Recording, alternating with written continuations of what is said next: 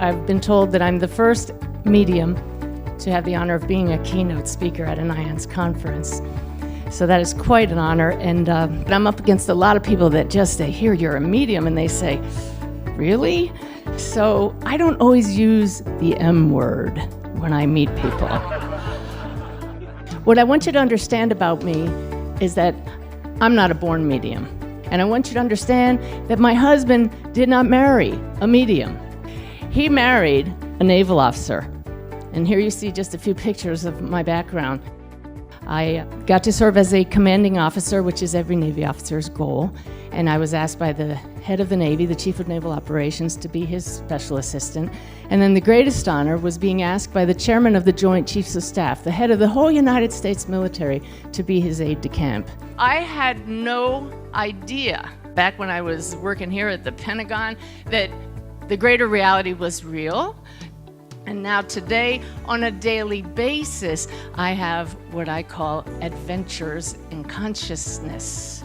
Many of you here in this room have had your own adventures in consciousness, and I'm here to tell you, you don't have to die to have those kind of adventures. We can have them with belief and with the intention that this is possible, because that greater reality exists and it interpenetrates our world. It's not off somewhere. We are in it here and now. I go on the road 6 months of every year.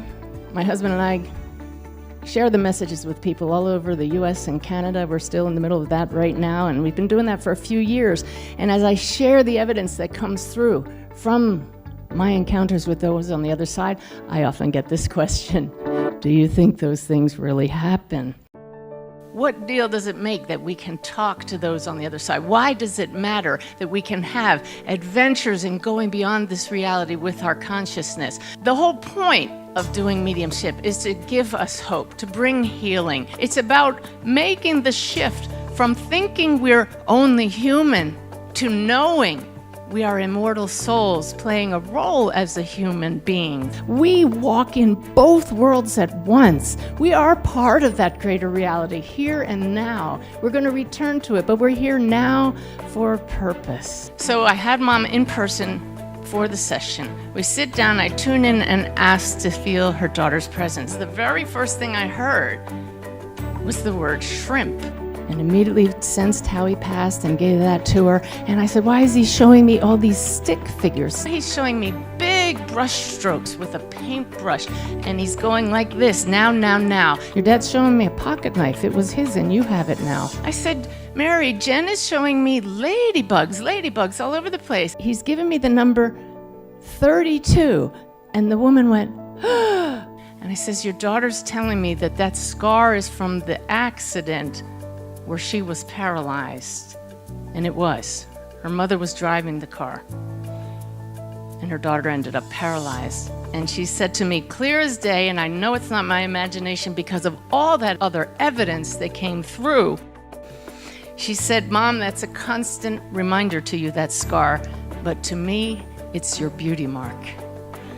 Now use it as a constant reminder that I'm still with you. People are always asking her, how is it you go on with your life after losing your son? And she says, I feel that he's still with us, and it's this visit from him that showed me that love never dies. I rarely hear from father-in-laws, but do you see why that father-in-law made his presence known? He knew his son was going to visit his daughter who was dying that weekend. This was a message to her, honey, you don't have to be afraid. I'm going to be here to meet you. There is more, and the rest of you, she will be fine. How awesome is that? This work has allowed me to see what I didn't realize before. What those who've had an NDE absolutely know with certainty, that there is life beyond this one, that there is this greater reality, and we came from it and we're going back to it. So I hope today that I've inspired you to get out there and be who you are, the presence of love,